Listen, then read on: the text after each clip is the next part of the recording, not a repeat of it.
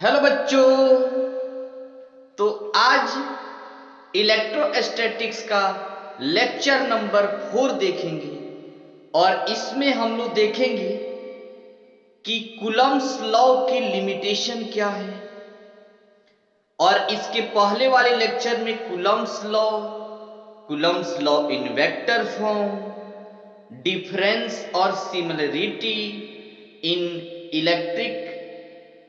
Electrical force और gravitational force. तो चलिए आज इलेक्ट्रोस्टैटिक्स का लेक्चर नंबर 4 स्टार्ट करते हैं और हम लोग देखेंगे कि इलेक्ट्रिकल फोर्स और ग्रेविटेशनल फोर्स में क्या क्या रेशियो होती है। कल हम लोग रिलेशन, सिमिलरिटी देखे, डिफरेंस देखे, आज इनके बीच का रेशियो देखेंगे कितना का रेशियो होता है इलेक्ट्रिक फोर्स और ग्रेविटेशनल फोर्स, विद्युतीय बल और गुरुत्व बल के बीच कितना का रेशियो होता है। तो क्वेश्चन है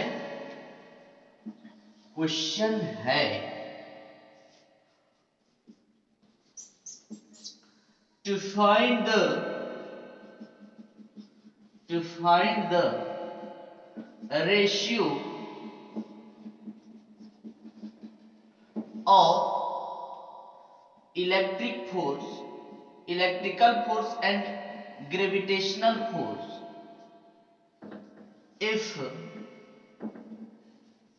two electrons placed some separation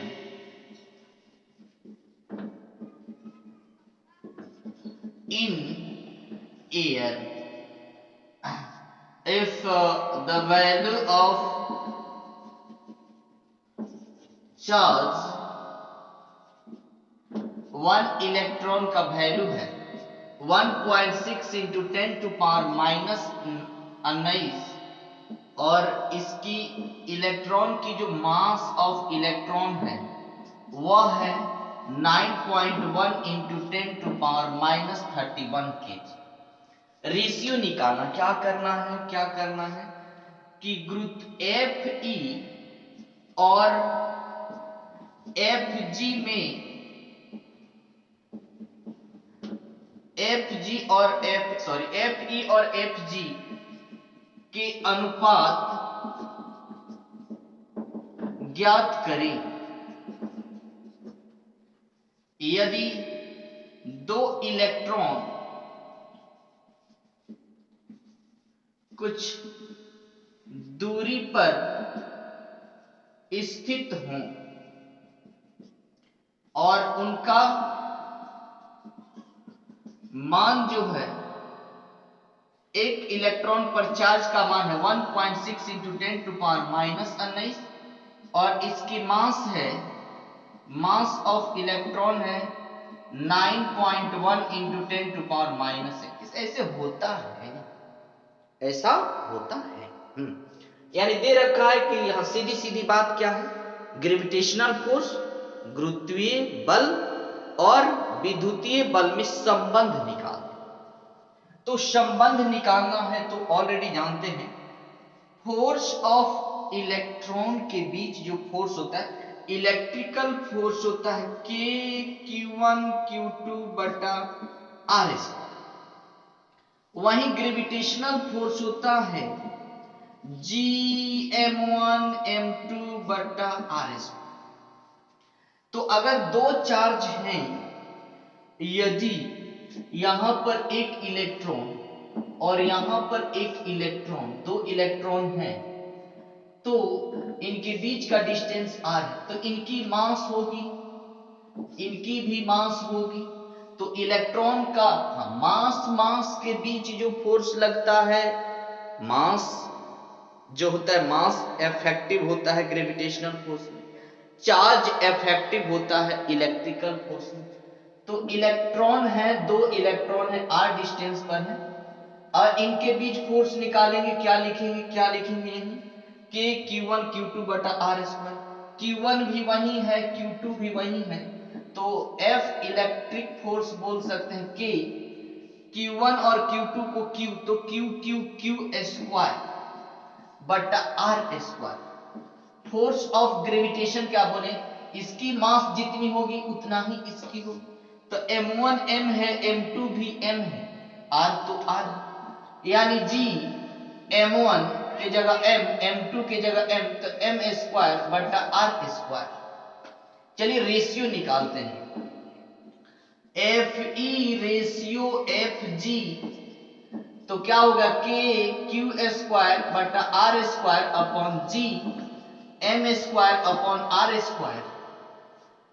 R से R गया, बचा क्या, K Q square upon G M square.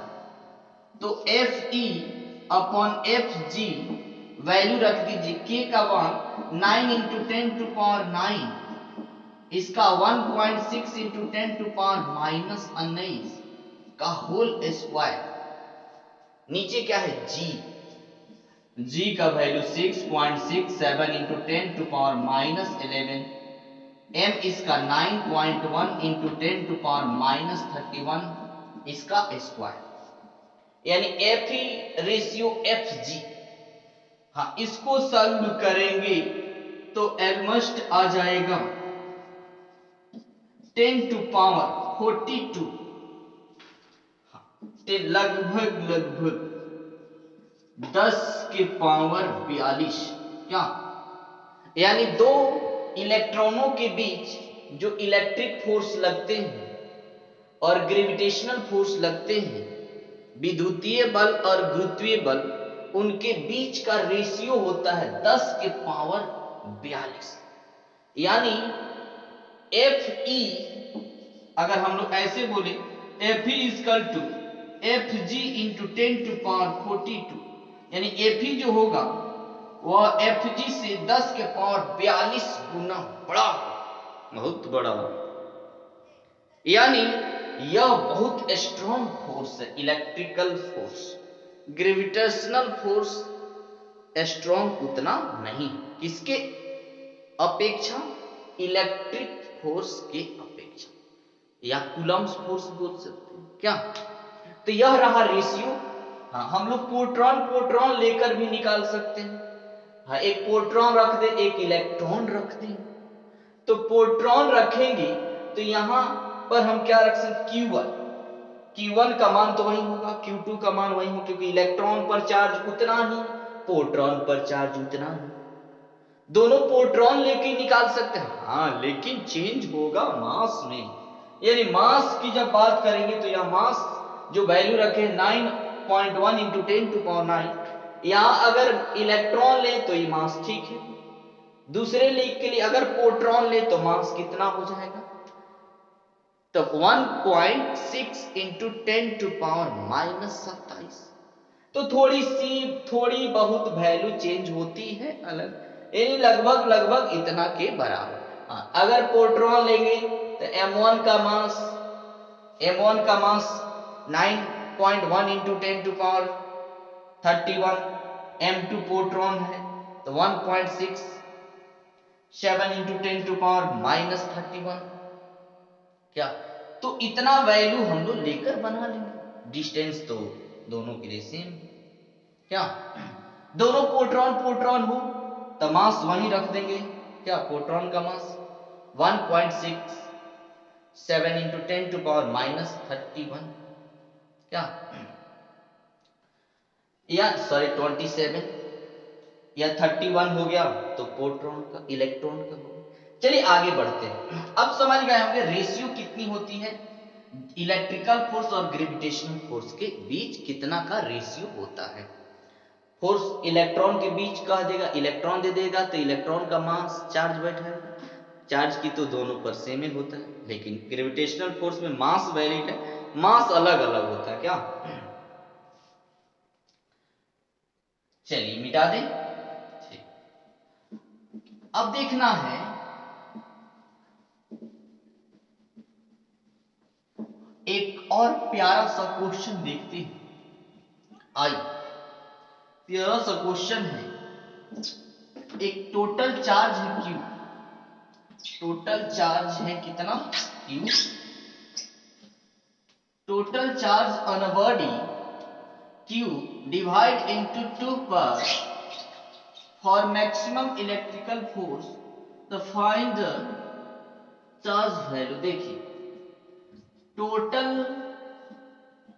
Charge जो है वह Q है। टोटल चार्ज कितना है Q divided into 2 part, 2 parts में बंट जाता है। ठीक है, डिवाइड कर रहे हैं। For maximum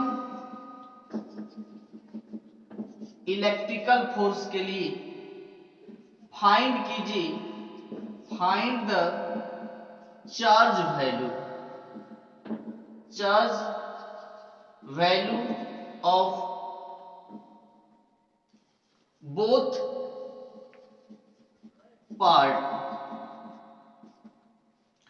parts if the charge separated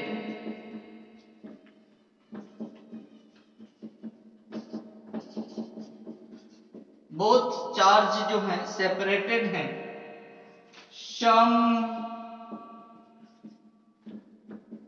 separation. चलिए if the charge some separation, इनकी कुछ दूरी पर ये स्थित है। क्वेश्चन क्या है कि कुल आवेश की मान, आवेश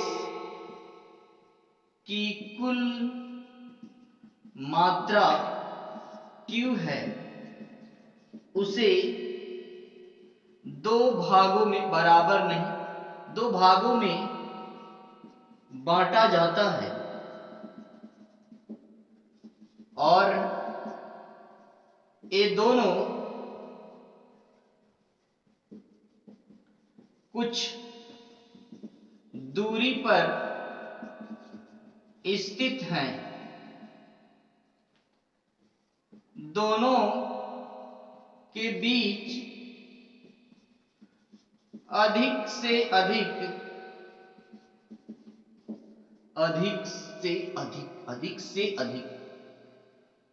विद्युतीय बल के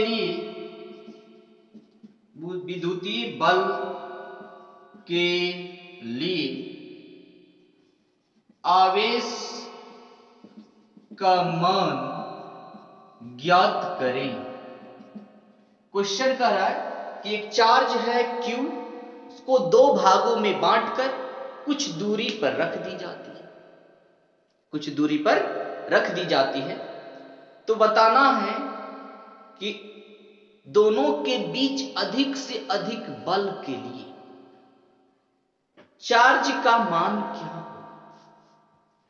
यानी खूबसूरत सा सवाल है। एक चार्ज है Q, इसको 2 टुकड़े में बांट दी जाती है। मान लेते हैं एक पार्ट है, फर्स्ट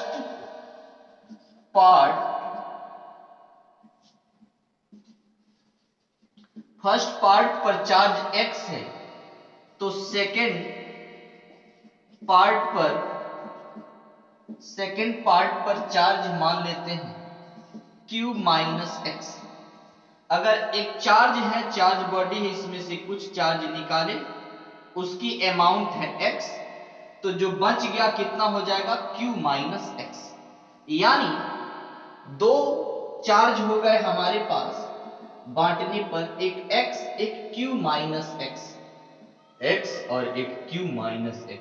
यही कह रहा है 2 भाग में बांट देते, बराबर नहीं बाबा, अलग अलग। यानी यहां पर जो चार्ज हो गया उसकी अमाउंट हो गई X, यहां से मान लेते हैं X डिस्टेंस पर है, दूसरा चार्ज है Q माइनस X।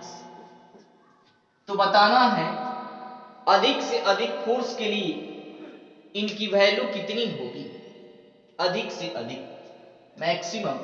अच्छा चलिए फोर्स निकालना है, तो F इक्वल टू होता है K Q1 Q2 बटा R स्क्वायर।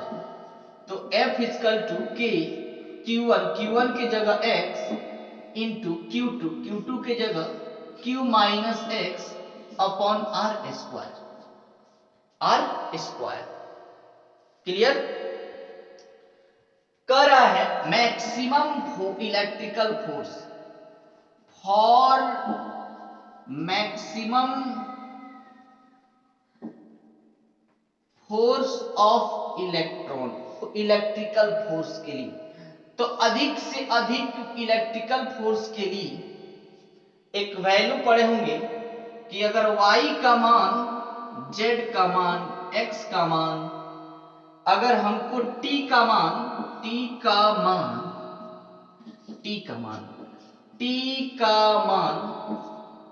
y पर डिपेंड है, अगर t का मान y पर निर्भर करता है और t का मान मैक्सिमम चाहिए, तो dt बटा dy का मान शून्य होना चाहिए। आप लोग पढ़े होंगे जैसे y x पर निर्भर करता है और y का मैक्सिमम मान के लिए हम लोग dy बटा dx का मान शून्य लेते हैं। क्या पढ़े होंगे आप लोग? तो यहां पर फोर्स का मान, इलेक्ट्रिकल फोर्स का मान अधिक से अधिक चाहिए और फोर्स किस पर डिपेंड होता है? डिस्प्लेसमेंट पर, डिस्टेंस पर। तो इसकी वैल्यू डिस्प्लेसमेंट के रिस्पेक्ट में dy बटा dx का मान शून्य हो। फोर्स किस पर निर्भर है? दूरी पर। तो इसके रिस्पेक्ट में डिफरेंशिएशन x के रिस्पेक्ट में कर देंगे, इसकी मान क्या होनी चाहिए? यानी फॉर मैक्सिमम इलेक्ट्रिकल फोर्स के लिए क्या हमको चाहिए? dF बटा dx का मान शून्य होना चाहिए, तब जाकर हो। क्या? क्यों? क्योंकि फोर्स डिपेंड है, जैसे क्या बोले, y निर्भर है x पर और y का अधिकतम मान के लिए dy बटा dx का मान क्या होना चाहिए? शून्य होना चाहिए। ठीक है? तो यहां f का मान अधिक चाहिए, तो df बटा dx, इधर भी डिफरेंशिएशन कीजिए, d चलिए मल्टीप्लाई कर दे, चलिए लिख देते कि x into Q minus x बटा dx, आर स्क्वायर तो आर स्क्वायर। df बटा dx का वैल्यू क्या होना चाहिए? शून्य। इसमें मल्टीप्लाई करें, क्या होगा? d के क्यू बटा dx आर स्क्वायर, यहां क्या हो गया? इंटू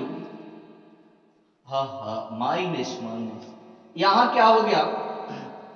d के एक्स स्क्वायर बटा dx आर स्क्वायर। चलिए आर स्क्वायर जो है या दोनों में है, कॉमन ले सकते हैं, शून्य। df बटा dx का मान क्या होगा? ये तो कांस्टेंट भी है, कॉमन ले सकते हैं, क्या ले सकते हैं?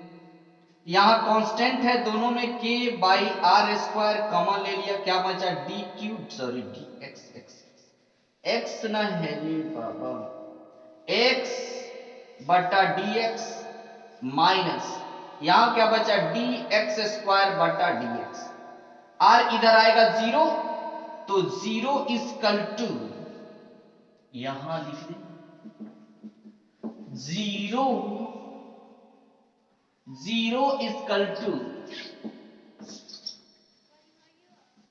k dx बटा dx वैल्यू 1, तो k dx बटा dx वैल्यू 1 रहने दे, तो बराबर इधर क्या हो गया?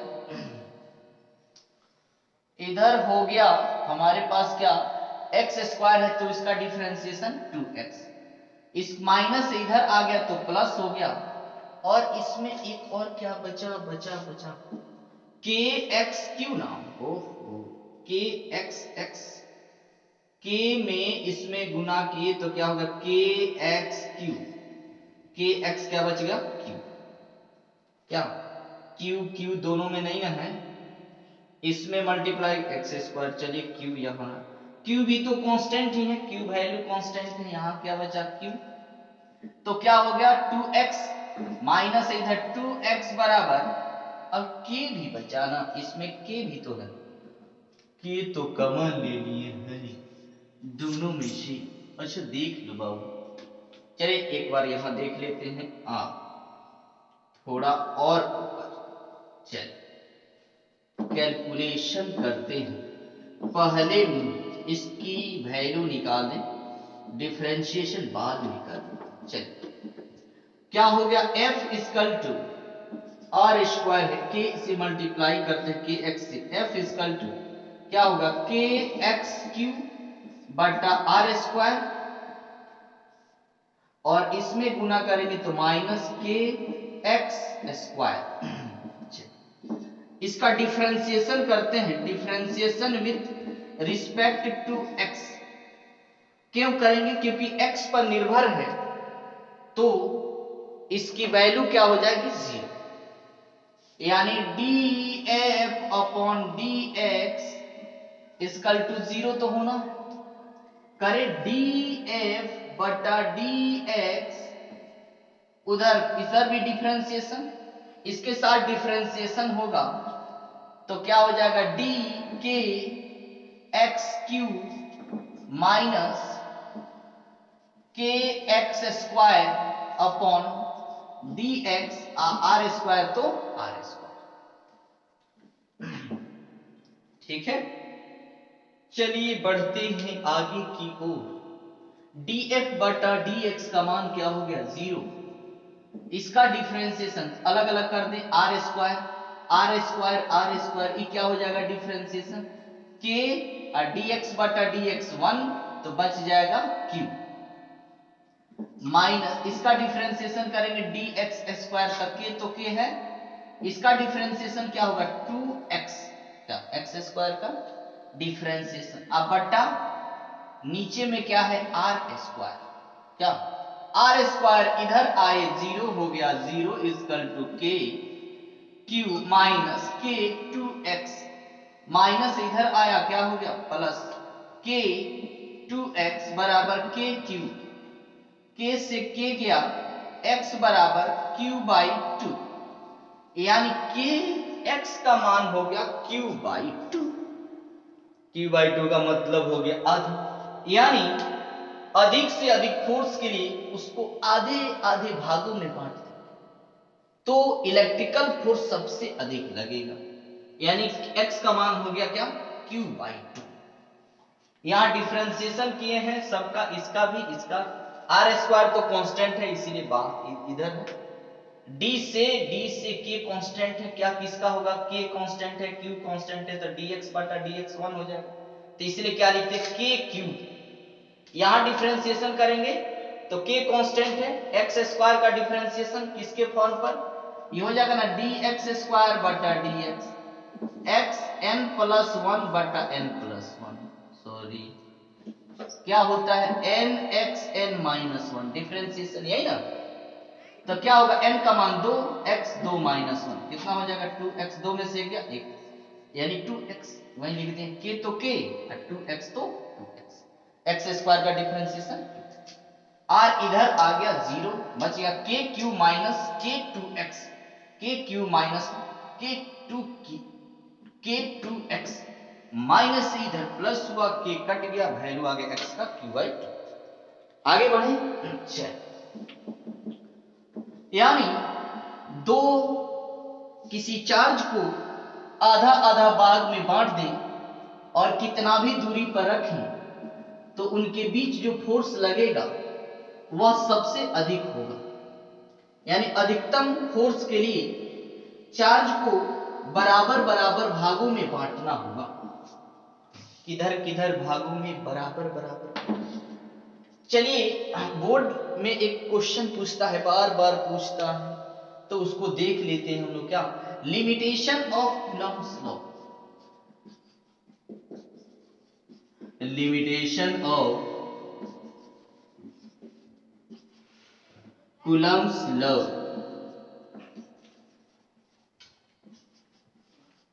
कूलम्ब लॉ का सीमाएं, कूलम्ब के नियम की सीमाएं। कूलम्ब की नियम की सीमाएं क्या है?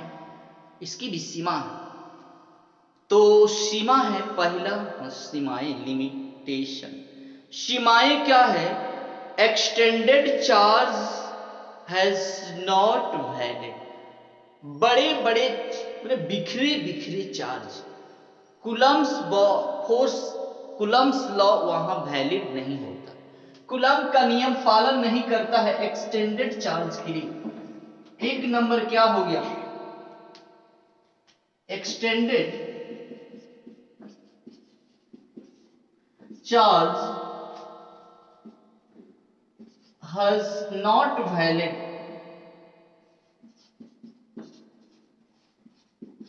Not valid, extended charge not valid, यानी एक्सटेंडेड चार्ज वैलिड नहीं होता है। कूलम्ब्स की सीमाएं पहला है कि बड़े बड़े आवेश के लिए कूलम्ब का नियम लागू नहीं होता। कूलम्ब का नियम बड़े बड़े आवेशों के लिए कूलम्ब का नियम लागू नहीं होता। यह इसका मतलब ओनली पॉइंट चार्ज के, ओनली, इसका मतलब क्या हो गया? ओनली वैलिड,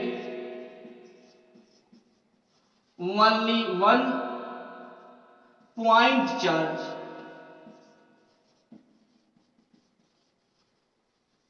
यानी इससे हो गया only one valid one point charge, सिर्फ पॉइंट चार्ज के लिए वैलिड है।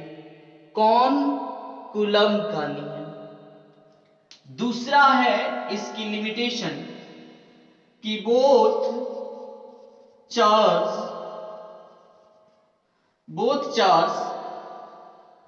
और रेस्ट, दोनों चार्ज विराम में होनी चाहिए, दोनों आवेश विराम में होनी चाहिए। दोनों चार्ज क्या होना चाहिए? विराम में होनी चाहिए, या ऐसा हो। तीसरा है one charge rest and one charge motion. एक चार्ज गति में हो, एक चार्ज विराम में हो तभी लागू हो। दोनों चार्ज मोशन में हो तो नहीं लगेगा। यानी बोथ चार्ज और मोशन पोजीशन, तब यह लागू नहीं हो। यानी पहला क्या हो गया कि बड़े बड़े आवेशों के लिए कूलम्ब का नियम लागू नहीं होता। Extended charge has not valid for Coulomb's law, Coulomb's law के लिए बड़े बड़े आवेश नहीं होते हैं लागू। दूसरा है, या किस पर लागू होता है? सिर्फ बिंदु आवेश, या ओनली वैलिड, या सिर्फ बिंदु आवेश के लिए लागू होता है। बिंदु आवेश तो कल बात किए थे। पॉइंट चार्ज का मतलब एक जगह चार्ज हो। बड़ा बड़ा चार्ज का मतलब बड़ा बड़ा मतलब बड़ा नहीं। एक चार्ज बूटा चार्ज हो, एक जगह चार्ज हो, क्या बिखरा हुआ नहीं, उस पर कूलम्ब्स पर लागू नहीं होता। दोनों आवेश विराम में होनी चाहिए, ठीक है, या एक चार्ज रेस्ट में हो, एक चार्ज मोशन में हो, दोनों मोशन में नहीं हो। एक कूलम्ब्स की सीमाएं हैं, ठीक है, मिटा दे।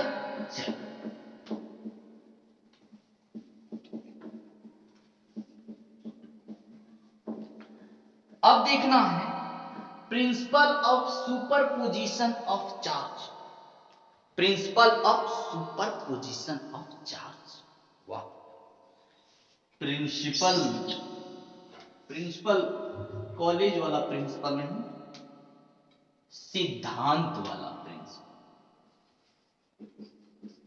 Principal of superposition, principal of superposition of charge, आवेशों के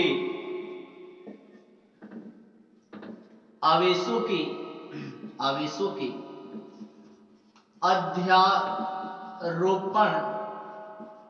अध्यारोपण का सिद्धांत,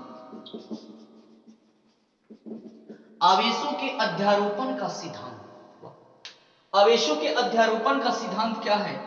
एक प्यारा सा सिद्धांत है कि किसी ग्रुप ऑफ चार्ज में कोई चार्ज होता है, बहुत सारे चार्ज है, Q1, यहां Q2, Q3, Q4, बहुत सारे चार्ज हैं, ग्रुप ऑफ चार्ज हैं। ग्रुप ऑफ चार्ज का मतलब बहुत सारे चार्ज हैं, और इस चार्ज में सभी चार्ज एक दूसरे पर फोर्स लगाते हैं।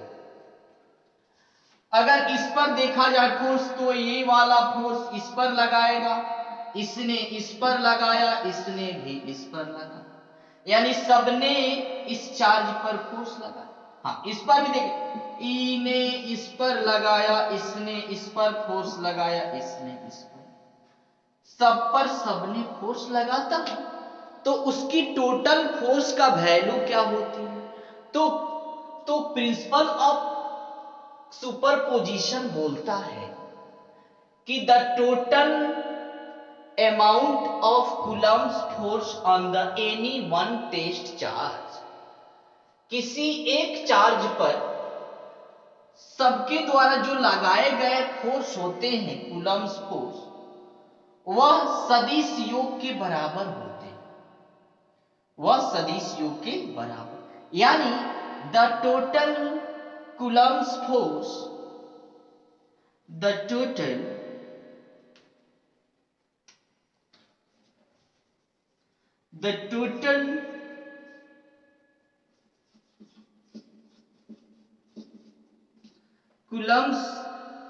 total coulomb force at any one test charge, हाँ क्या है? हाँ, तो समय अध्यारोपण का सिद्धांत कि किसी आवेशों के समूह में किसी एक आवेश पर लगाए गए बल, जो परिणामी बल होता है, अलग अलग आवेशों द्वारा लगाए गए बल के सदिश योग के बराबर होता है। यानी इस पर अगर फोर्स नेट निकालना है, इसने फोर्स लगाया F1, इसने लगाया F2, इसने लगाया F3, अलग अलग लगाए, तो फोर्स नेट कितना होगा? तो वेक्टर F1 जोड़ वेक्टर F2 जोड़ vector F, vector sum, vector sum क्या? सदिश योग की, यानी इसके द्वारा लगाए गए बल, इसके द्वारा लगाए गए, इसके द्वारा, कि सबके सदिश योग के बराबर होता है। यानी वही the total Coulomb's force, electrical force को कूलम्स फोर्स बोल सकते हैं, बोल सकते हैं कि नहीं? बोल सकते हैं। The total Coulomb's force at any one test charge due to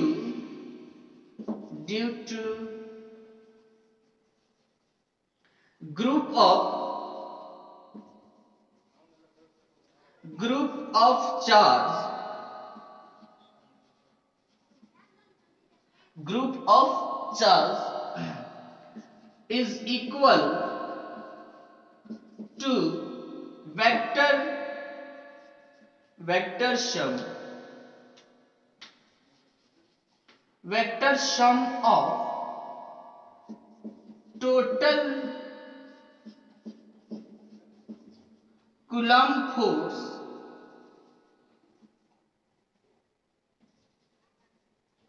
at test charge and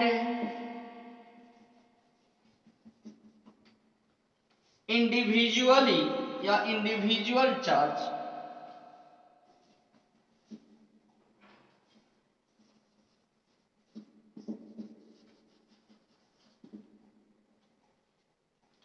यानी क्या हो गया, क्या हो गया, क्या हो गया, यहां लिख दे। चलो मार्कर चेंज करते, मार्कर चेंज करते। आवेशों के समूह में स्थित किसी एक आवेश पर लगने वाले कूलम्ब बल अलग अलग आवेशों द्वारा लगाए गए कूलम्ब बल के सदिश योग के बराबर होता है। यानी the total coulomb force at any one test charge due to group of charge is equal to vector sum of total Coulomb's force at test charge and individual charge। यानी आवेशों के समूह में स्थित किसी एक आवेश पर लगने वाले कूलम्ब बल अलग अलग आवेशों द्वारा लगाए गए कूलम्ब बल के सदिश योग के बराबर होता है। यानी यहाँ Q1 है, यहाँ Q2 है, Q3 है, Q4 dot dot dot Qn तक कोई चार्ज, किसी एक पर फोर्स निकालना है तो नेट फोर्स कितना होगा किसी एक पर, तो फोर्स नेट निकालना है तो क्या F1 plus F2 plus F3 dot dot dot Fn minus 1, यानी n तक है और एक पर निकालना है तो n-1, यानी n-1 चार्ज किसी एक चार्ज पर फोर्स लगाए क्या, हाँ vector sum F1 plus F2 plus F3 vector के रूप। चलिए इस पर क्वेश्चन क्लियर कर लेते हैं। यह रहा principal of superposition of charge, मिटा दे। चलिए इसी के बेसिस पर क्वेश्चन होता है पॉलीगन टाइप क्वेश्चन, बहुभुज टाइप का क्वेश्चन, बहुभुज टाइप का क्वेश्चन है। चलिए क्वेश्चन लिखें।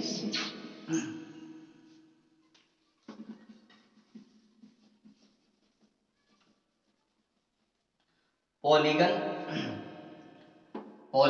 क्वेश्चन है, पॉलीगन टाइप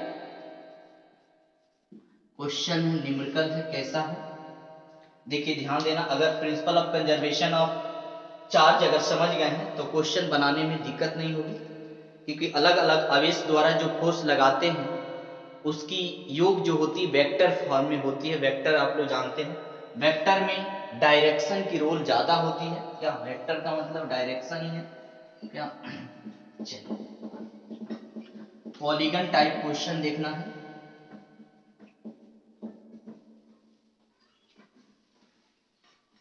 यहां 3 चार्ज हैं, एक ट्रायंगल के कॉर्नर पर शीर्ष पे 3 चार्ज हैं, उसके किसी एक कॉर्नर पर जो चार्ज है उस पर फोर्स निकालना है।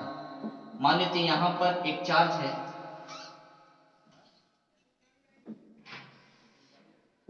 एक चार्ज है, यहां चार्ज है Q, यहां चार्ज है Q, यहां चार्ज है Q, इसकी साइड है A। अगर तीनों की साइड इक्वल है A है, इसका नाम देते हैं A, इसका नाम B, इसका नाम C। यह पॉइंट A है, ये पॉइंट B है और पॉइंट C। पूछ दे to find net force of electric force at point C पर या पॉइंट B पर। चलिए किस पर निकालें, BCC पर ही निकालना। चलिए पॉइंट C पर नेट इलेक्ट्रिक फोर्स निकालें। बिंदु C पर कुल परिणामी कुल परिणामी बल, कौन बल? कुल परिणामी विद्युतीय बल ज्ञात करें। चलिए ज्ञात करते हैं, ठीक। हाँ, यहां पर अगर फोर्स निकालना है तो Q पॉजिटिव है, चलिए सब पॉजिटिव है, ठीक। तो अगर Q के द्वारा C पर फोर्स लगाया जाए तो पॉजिटिव है, कैसा फोर्स लगाएगा? रिपल्सिव फोर्स होगा ना, यानी यह फोर्स लगाएगा इधर, यानी force at C due to B इस डायरेक्शन में होगा ना। अच्छा, इसके द्वारा फोर्स लगाया जाएगा तो आप देखिए Q है प्लस में, यो प्लस में, रिपल्सिव फोर्स इधर लगाएगा force at C due to A इस डायरेक्शन में, यानी B के द्वारा इधर फोर्स लगा और A के द्वारा इधर फोर्स लगा, यानी फोर्स कैसे लगा? एक फोर्स इधर, एक फोर्स इधर। यह हो गया force at C due to A, force at C due to B और force at C due to A। E वाला क्या हो गया? ई वाला B, ई वाला A। अच्छा, यहां एंगल कितना होगा? सभी साइड इक्वल तो 60 डिग्री का एंगल बनता है ना। यहां 60 तो यहां कितना? 60। क्लियर? तो अब देख लीजिए FBD बना दिए, इधर एक फोर्स लग रहा है, इधर फोर्स लग रहा है, तो चलेगा किधर? क्या ई रिजल्ट होगा? ना। क्या ई रिजल्ट होगा? नहीं। अब दोनों के मिलने से एक नया रिजल्ट देगा इधर। इसने जैसे हमको एक आदमी इधर खींचा और एक आदमी इधर, तो क्या हम इधर चलेंगे? क्या हम इधर चलेंगे? नहीं, हमारा डायरेक्शन इधर ना होगा, यानी जो रिजल्टेंट फोर्स होगा उसकी डायरेक्शन, फोर्स रिजल्ट की डायरेक्शन ई वाली हो, ना इधर ना इधर। तो फोर्स रिजल्ट निकालना है। चलिए रिजल्ट फोर्स निकालते हैं। चलिए force at C due to B निकालते हैं। पहले कितना होगा? Force at C due to B इस चार्ज के, force at C due to B, force का फॉर्मूला होता है K Q1 Q2 बटा R स्क्वायर। K Q1, तो Q1 की जगह Q, Q2 की जगह Q बटा R स्क्वायर, R माने डिस्टेंस, A स्क्वायर। क्या अगर force at C due to A के द्वारा निकालो कितना होगा? वहीं K Q1 की जगह Q, Q2 की जगह Q बटा R स्क्वायर, R कितना है? A square. यानी दोनों का वैल्यू तो सेम है, यानी इसने लगाया इधर फोर्स, इसने लगाया इधर, चलेगा इधर ना। तो फोर्स रिजल्टेंट के लिए, नीट फोर्स के लिए आप लोग के पास स्केलर एंड वेक्टर में पढ़े होंगे, क्या पढ़े हैं कि फोर्स रिजल्टेंट के लिए सूत्र होता है root under A square plus B square plus 2AB cos theta, 2AB cos theta. तो मान लेते हैं इसको A, इसको B, थीटा कितना है? 60 डिग्री। थीटा दोनों के बीच कोण कितना है? 60। तो क्या लिखेंगे? A square. अच्छा एक बात देखो, E जितना है उतना ना, इसको अगर F1 बोलूं तो इसको भी F1, F2 तो F2, दोनों को मिला के क्या बोल दिए? F। तो सूत्र हमारे पास क्या है फोर्स नेट के लिए?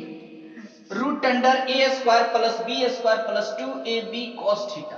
A स्क्वायर की जगह F, तो B स्क्वायर की जगह A की जगह F, तो B की जगह भी F रख देते हैं।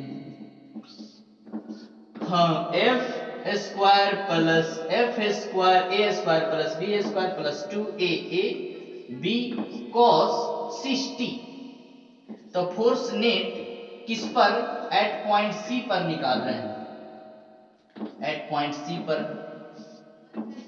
तो एफ स्क्वायर और F square 2f square plus 2f square cos 60 degree का मान 1/2, 2 से 2 गया, फोर्स नेट निकल गया एट सी पर कितना, 2f स्क्वायर और एक F square 3f square, F square root से बाहर हो गया तो रूट 3 बच गया ना, बच गया। चलिए बचा लेते, एफ नेट एट सी पर कितना हो गया, एफ स्क्वायर तो बाहर हो गया, रूट 3 एफ रूट 3। चलो कैसे लिखेंगे, रूट 3 एफ, एफ का वैल्यू इसमें से कोई ले, यही तो माने है ना, force net at C root 3 F के जगह के क्यू क्यू क्यू क्यू क्या लिख रहे हैं बाबा, क्यू स्क्वायर बोल देते हैं, क्यू क्यू सेम है क्या, Q square upon R square क्या। तो क्या हो गया, एफ नेट जो हो गया सी पर रूट अंडर रूट 3 के Q square upon R square. Clear, note कीजिए फटाफट। हाँ, ऐसा हो कि कहीं प्लस कहीं माइनस, तो क्या होगा, कहीं प्लस, यहां माइनस ही होता तो क्या होता, कहीं प्लस प्लस होते, माइनस माइनस होते, ऐसे होते, बीच में निकालते। चलिए सब पर देखते हैं, बारी बारी से मिटा दे। चलिए, अगर ऐसा हो कि कहीं प्लस कहीं माइनस हो और नेट फोर्स निकालना, तो चलिए देख लेते हैं क्या होगा।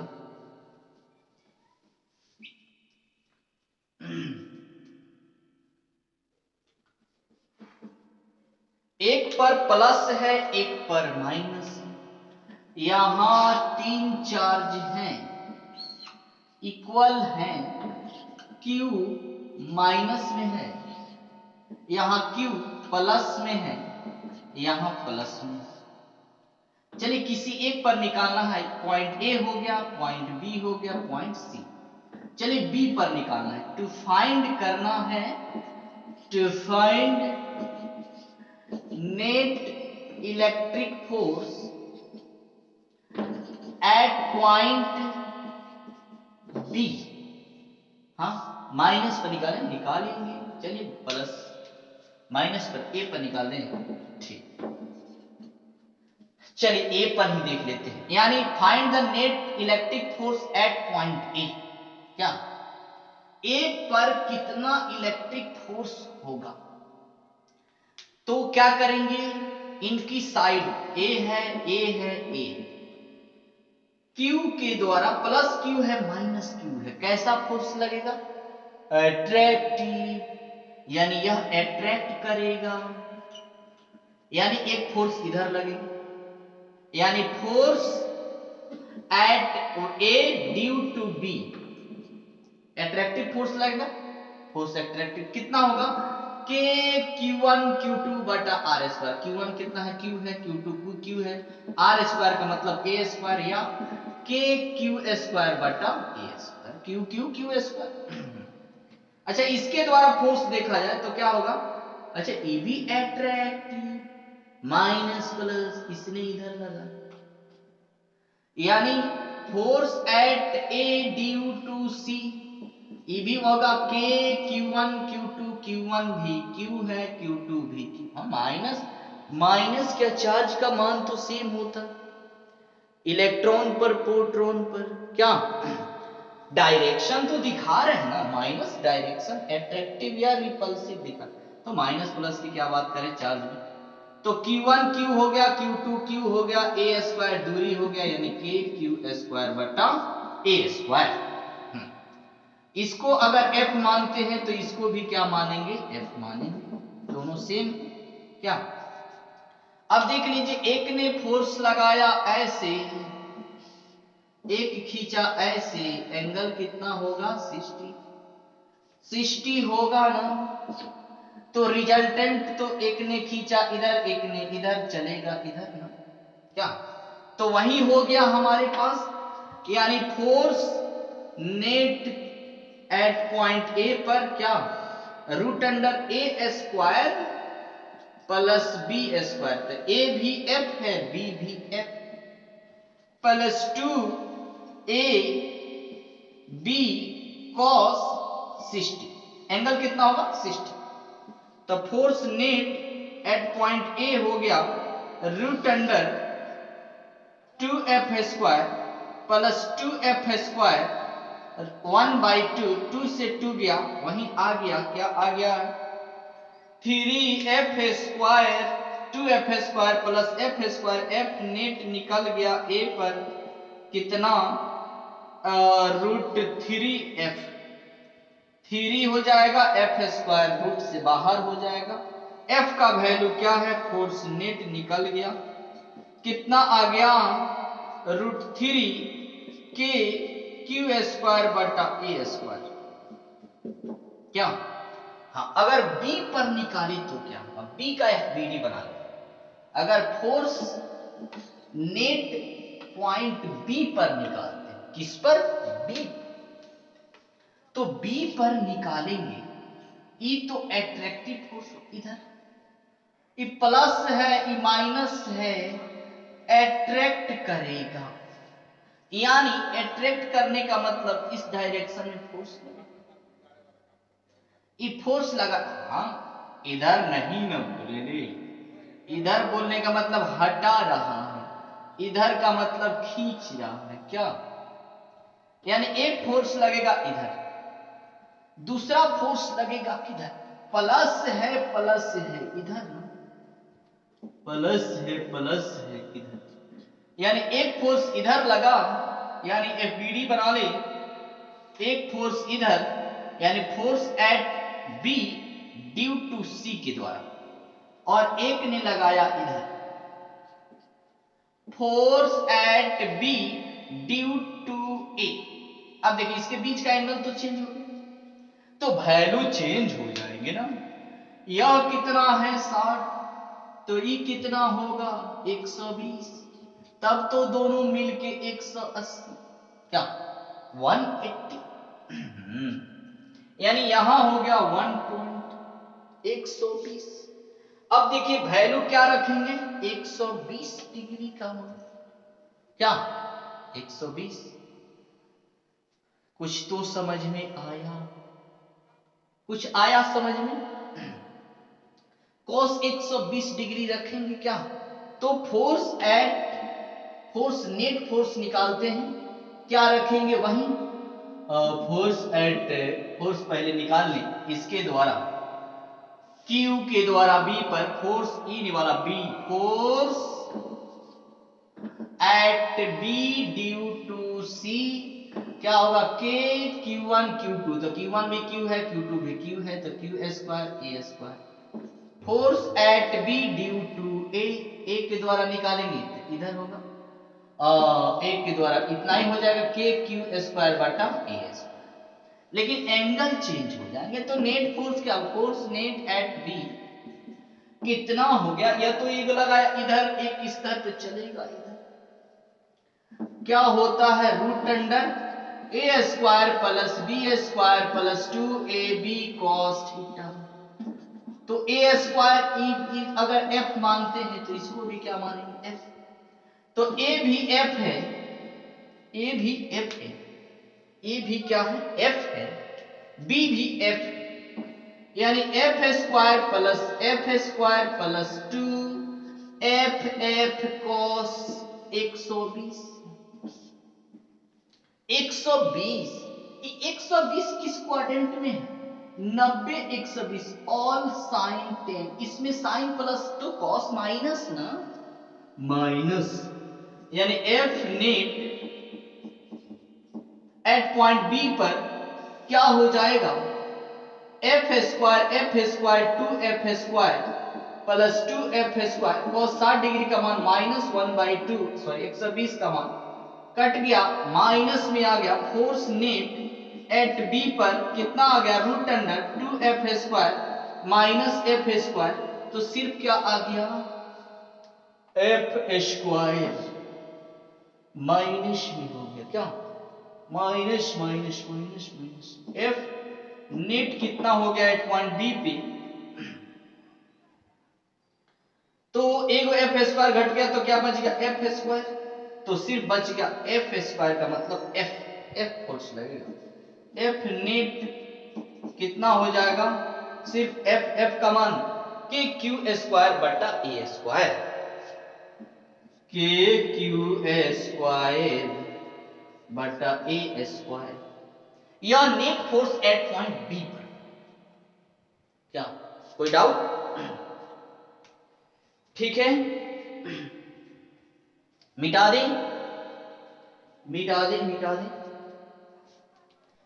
तो आ गया समझ में, यानी वैल्यू हम लोग रख दिए 120 minus minus 2f², f 2 cut गया, माइनस आ गया f², एगो माइनस f² गया, तो एगो f बचेगा kq² बटा a²। क्या यही आंसर हो गया, क्या force at B due to इन सबके द्वारा रिजल्टेंट निकल गया। क्या अब ट्रायंगल से आएगा तो इत्मीनान से बना सकते, अगर रेक्टेंगल हो स्क्वायर हो तब उस पर हम लोग नेट फोर्स निकालेंगे, नेट फोर्स निकालेंगे, निकालते हैं क्या। अगर दिया हो यहां पर एक चतुर्भुज है, वर्ग है, इसकी साइड ए है, इस पर Q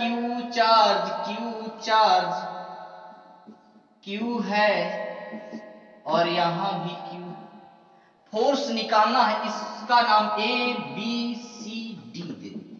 चलिए फोर्स एट C निकालते हैं, टू फाइंड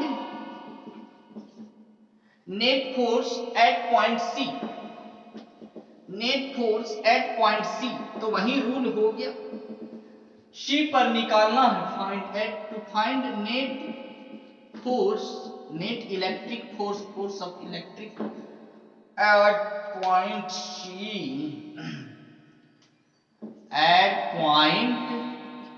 C पर। तो कैसे निकालेंगे, एक बार ए वाला लगाएगा इधर, इसने फोर्स क्या होता है, line joining the centre of two charge, सीधी लगाएगा, एक फोर्स इधर लगा, डी के द्वारा इधर लगेगा, बी के द्वारा इधर लगेगा, यानी पॉइंट सी पर जो फोर्स लगेगा डी के द्वारा इधर, बी के द्वारा इधर और ए के द्वारा इधर, तो रिजल्टेंट किधर, क्या चलिए यह फोर्स क्या है, force at C due to B है, यह क्या है, फोर्स एट सी पर ड्यू टू डी के द्वारा, और यह क्या है, force at C due to A. चलिए हम लोग रिजल्ट निकालना, resultant force at point C पर निकालना। क्या पहले हम लोग निकाल लेते हैं फोर्स एट, सबका मान निकाल लीजिए, force at C due to B निकालिए, force at C due to B, C पर बी के द्वारा, यानी क्या बी के द्वारा निकालते हैं, क्या होगा, वही सूत्र होता है के Q1 Q2 बटा R², के Q1 भी Q है, Q2 भी Q है, तो के Q² बटा ए R², R का मतलब डिस्टेंस, डिस्टेंस कितना है A², ठीक है। चलिए फोर्स एट सी, अब ड्यू टू बी तो देख लिए, चलिए डी देखते हैं, force at C due to D, D के द्वारा डी क्या है, डी के द्वारा, तो वही के Q1 Q है, Q2 Q है, तो Q² बटा A²। क्या अच्छा, force at C due to A निकालना, तो वही के, तो के Q1 भी Q है, Q2 भी Q है, तो Q² बटा A², ए माने डिस्टेंस, अब डिस्टेंस तो चेंज हो जाएगा, ए वाला डिस्टेंस क्या होगा, तो होता है ना, यह मान ले आधार खंड, तो रूट अंडर यह बहुखंड बराबर क्या होता है, h बराबर root under P square plus B square, तो रूट अंडर ये कितना हो जाएगा, A square plus A square, 2a square का, यानी इसका मान हो जाएगा ना a रूट 2। ऐसे भुजा रूट 2 तो जानते हैं क्या, हाँ ऐसे निकाल सकते हैं, यानी इसकी वैल्यू है a रूट 2 हो जाएगी। तो क्या लिखेंगे, a रूट 2 का स्क्वायर, यानी इसका सीधा सीधा क्या लिख सकते हैं, के क्यू स्क्वायर बटा स्क्वायर करेंगे तो रूट कैंसिल 2 हो जाएगा, कैंसिल नहीं स्क्वायर करें रूट खत्म, तो क्या हो गया 2a स्क्वायर हो जाएगा ना, यानी 2 का स्क्वायर किए तो a स्क्वायर और इसका स्क्वायर किए तो 2 पर रूट कैंसिल, तो 2a स्क्वायर। अब देखिए सबका फोर्स निकालें, ठीक, ई वाला फोर्स इधर लग रहा है, इधर लग रहा है, तो इन दोनों का पहले रिजल्ट निकाल देते हैं, force at C due to D, force at C due to B, इन दोनों के रिजल्ट निकालते हैं। चलिए तो दोनों का रिजल्ट कितना, यानी दोनों कितने एंगल पर है, 90 डिग्री पर, तो फोर्स एट सी किनके द्वारा, डी के द्वारा और बी के द्वारा, कैसे निकलेगा, रूट अंडर, ये तो नेट नहीं होगा क्योंकि एक और है, इसको मान लेते हैं अगर f, तो हाइयो क्या होगा f, क्योंकि दोनों सेम, तो इस यह है a, e है b, तो a square plus b square plus 2ab cos theta, तो क्या तो जानते हैं f है a square plus b square, यह a है तो हाई b है, a और b का मान same, a square plus b square plus 2ab cos theta, theta कितना होगा 90, force at C due to D और बी के द्वारा कितना होगा, तो ये हो जाएगा 2f square plus 2f square cos 90 is to be 0, value is to be इधर वाला 0, डी बी सिर्फ ये तो 0 हो गया, रूट 2 f निकल गया, f रूट 2, यह तो 0 तो बचा 2f स्क्वायर तो रूट कैंसिल 2, f रूट 2 बचा, यानी इन दोनों का रिजल्ट इधर आया f रूट 2, और पहले से एक फोर्स है, हाँ f force at C due to a। अच्छा बाबू, principle of superposition of charge कहता है कि vector sum of total applied force, और ग्रुप ऑफ चार्ज में किसी एक चार्ज पर जो टोटल फोर्स होता है अलग अलग चार्जों के द्वारा लगाए गए फोर्स के सदिश योग होता है, यानी फोर्स एट सी का मतलब नेट फोर्स निकालेंगे तो क्या क्या लिखेंगे, इसके द्वारा लगाए गए फोर्स का मतलब force at C due to B, plus इसके द्वारा लगाए गए force at C due to D, plus इसके द्वारा लगाए गए force at C due to A, सबका वेक्टर, तो इन दोनों को जोड़ने पर वैल्यू क्या आ गया, बी और डी को, डी और बी चाहे बी और डी, इसका मान है कितना f root 2 plus f C A, यानी force at C due to A का मान तो निकाले यहां है, तो इस इहो इधरे सेम डायरेक्शन तो ऐड होगा, तो इतना का वैल्यू ई हो गया, force at C due to A का वैल्यू निकाले है, force at C due to A कितना, के क्यू स्क्वायर बटा 2a स्क्वायर। चलिए यहां भी फोर्स नेट हो गया एट पॉइंट किस पर, सी पर निकाल रहे, शायद सी पर निकाल रहे, फोर्स नेट सी पर कितना होगा,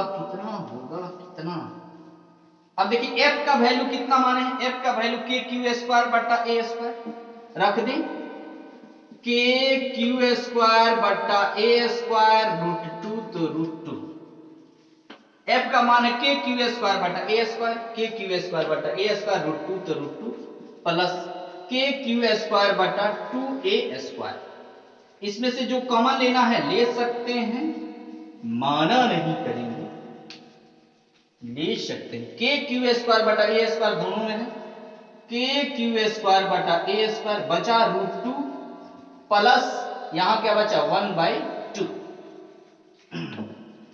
चलिए इतना ही रहने दे सकते हैं या और थोड़ा सॉल्व कर सकते हैं। के क्यू स्क्वायर ए स्क्वायर दोनों में कॉमन तो √2 प्लस 1/2।